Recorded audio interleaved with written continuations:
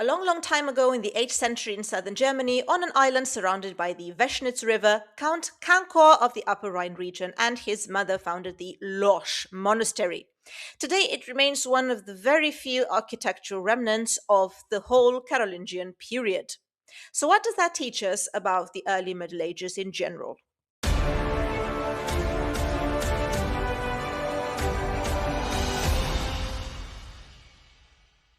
Well, this is a monastery with a very interesting story. According to the Lorsch Codex, the founders transferred the monastery to their relative, Bishop Chrodegang of Metz, and donated estates from their family holdings to the monastery and its monks as an economic foundation. The first donation is documented in a charter dating back to 764, in which the monastery received an estate in Hanheim near Worms. The text of the charter makes it clear at the time of donation that there was a church dedicated to St. Peter already existing at that location. The bishop was the leading figure in the Frankish reorganization of the church, as well as an advisor of the Frankish king Pepin, or Pippin if you want. These responsibilities left him little time to personally oversee the young monastery, so he decides to send his brother Gundeland, who was also an abbot of a monastery near Metz, to lead this new construction. And here's where it gets interesting. When Pope Paul I appealed to Pepin for help against the Lombards, Frankish envoys were dispatched to Rome for protection. And Chrodegang basically utilized this opportunity to request relics from the Pope for his monasteries, a request that the Pope actually granted. So on July the 11th, 765, the relics of the martyr Nazarius arrived at the Lorsch Abbey. And it was an imposing spiritual event. As stated in the Codex, we have the counts of the Upper Rhine region and many other regions lifting the treasure of the holy body, divinely ordained for their homeland, upon their own shoulders and carried it. And they were accompanied by hymns and sacred songs of an immense multitude. And they went to this place that was designated by the heavens, as stated in the Codex. However, it was very lucrative business as well, because due to the rapid growth of pilgrims hoping to receive the saint's intercession through prayer at his resting place, the monastery became very wealthy from gifts of the faithful. And then the site on the island became too small. So it was decided to relocate the monastery to a site that could accommodate a large church and the growing number of visitors. And that required a building plot, and that was a sand dune, not far from the original site. And the original mother monastery on the Weschnitz Island was later called the Alten Münster, like literally the old abbey. When Count Kankor died in 771, his son raised hereditary claims to the monastery, but Abbot Gundeland referred to the donation made by his brother who had passed it to him. To resolve the matter, Gundeland brought the case before the royal court of Charlemagne himself in March 772, and he was able to present the deed of the donation and was awarded the abbey as his personal property. Now, to prevent further encroachments by the nobility and neighboring bishops, Gundeland transferred the abbey to Charlemagne. As a result, the abbey that was originally founded as a proprietary monastery became an imperial and royal monastery in May 772. This means that it received royal protection, immunity, and the right to freely elect its abbots. Within the imperial framework, the abbey was required to perform a royal service and also supported internal colonization. So basically, the emperor decided who was going to get a job at the monastery. In 774, the new monastery church was sufficiently complete to serve as a place of veneration for the saint. So Abbot Gundeland invited Charlemagne to the consecration, and he had just defeated the Lombards, so it was kind of a right opportunity. Lulus, who was the bishop of Mainz, performed the church consecration and then solemnly transferred the relics of Saint Nazarius to the new church. This is unfortunately the only documented visit of Charlemagne to Lorsch, despite his tremendous role in the development of the abbey. Another important role fell to the abbey, beginning with its fourth abbot, called Richbord, who managed to establish a significant scriptorium. And at the same time, a school was attached to the scriptorium, from which a widely renowned monastic library of the High Middle Ages developed.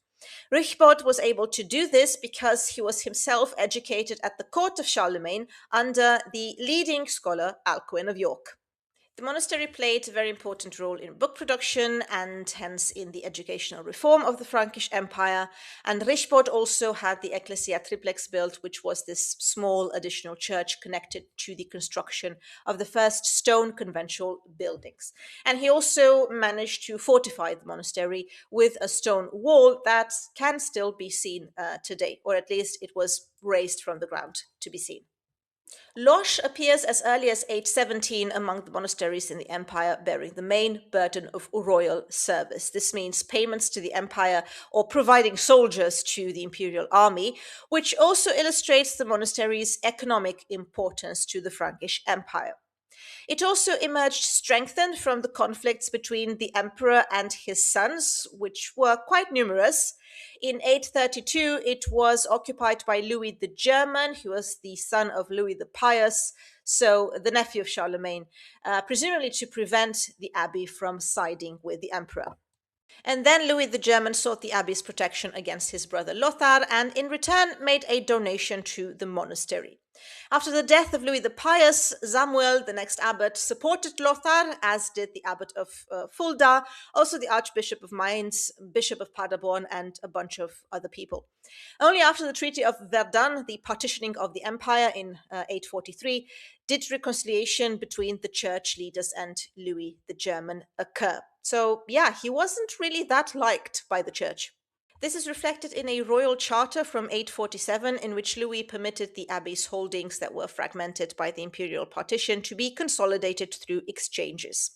The status of Imperial Abbey was further confirmed in 852, and a couple of years later, the Ecclesia Varia was constructed to the east of the monastery church as a burial site for the Carolingians. And among those buried here is Louis the German himself.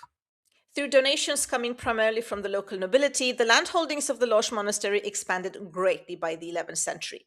Donations came mainly from regions such as Wormskau, Lobdengau, the Upper Rhine region, and overall the monastery's holdings encompassed large parts of the Rhine plain between Hattem, which was the northernmost possession, and Chur. Abbot Uldarich likely wielded the greatest secular power of any Lorsch abbot and appeared at the imperial diet of Trebor in 1066 with no fewer than 1,200 vassals that were enfeoffed by him. And the document of major importance stems from Lorsch, which is the codex that was compiled in the late 12th century as a register of properties acquired since the monastery's founding. Among the acquisitions and donations dating back to the 8th century, many entries constitute the earliest documentary mention of numerous towns and localities.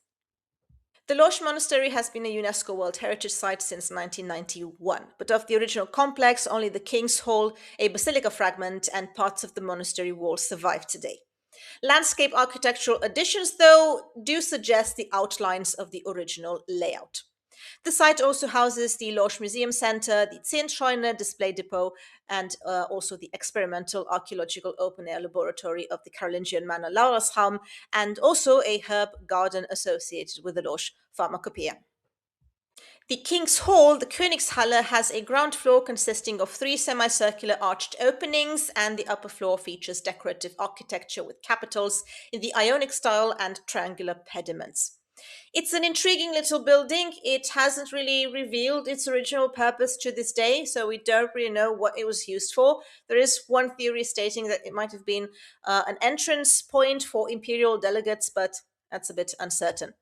At any rate, it dates back to around 800, and it ranks among the very few surviving buildings of the Carolingian period. The structure is also very eclectic. It combines Hellenistic, Roman, Christian, Oriental, and Germanic architectural styles, and the upper floor has quite well-preserved wall paintings from the Carolingian and Gothic periods. It generally shows the attempt of the Carolingians to connect with the past in the sense of trying to legitimize that they were the rightful descendants of the Roman world.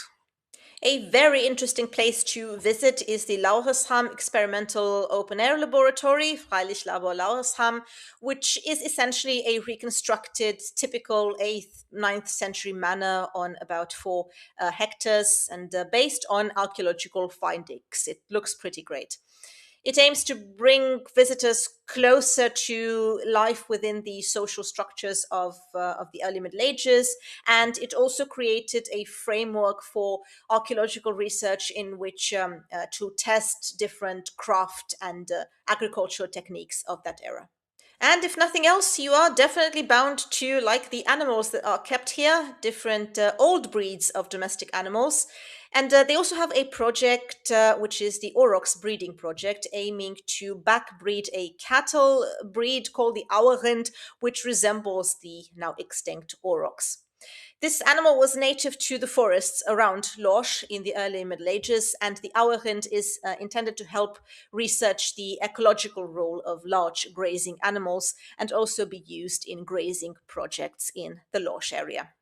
Well, I hope you enjoyed and found out something new and interesting. If you want more on the early Middle Ages and especially the Vikings, of course, make sure to subscribe and also consider a membership as well because you get access to plenty of exclusive material. Thank you so much for watching or listening. This was Irina. Take care, and I'll see you in the next one.